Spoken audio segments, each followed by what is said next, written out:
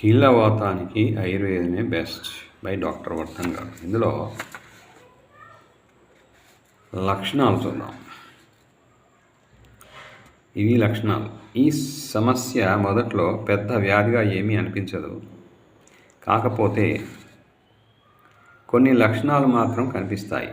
కూర్చున్నా లేచినా కాస్త అసౌకర్యంగా అనిపించడం, కాలు పట్టేసినట్లు లేదా జారిపోతున్నట్లు అనిపించడం వంటి లక్షణాలు కనిపిస్తాయి. పదే పదే కాలు బెనకడం నుంచి కీళ్ళలో మోకాళ్ళలో టక్ టక్ అనే శబ్దం రావడం దాకా ఇవన్నీ ఆర్థరైటిస్ లక్షణాలే.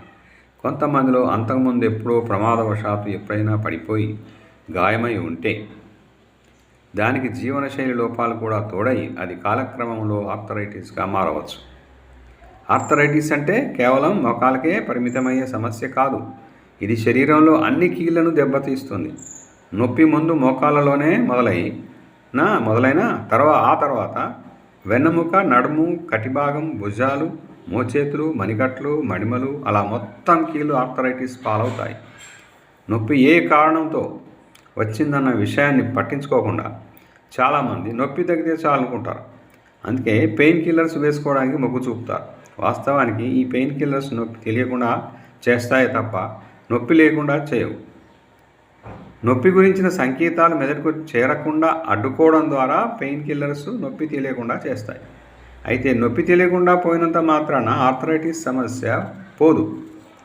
రోజు రోజుకు కీళ్ళు అరిగిపోతూ చివరికి కాలు కదపలేని స్థితి ఏర్పడుతుంది. నిజానికి కీళ్ళ అరుగుదలకు అసలు కారణం శరీరంలో ఆమం పెరిగిపోవడమే. అయితే నొప్పి తగ్గడానికి వేసుకునే ఈ పెయిన్ కిల్లర్స్ శరీరంలో ఆమాన్ని మరింతగా పెంచుతాయి. చివరికి సమస్య బాగా జటిలమైపోయాక ఆధునిక చికిత్సలకు వెళితే కీలు మార్పిడి చేయించుకోవడం తప్ప మార్గం లేదంటారు. ఇది అండి. Thank you subscribers.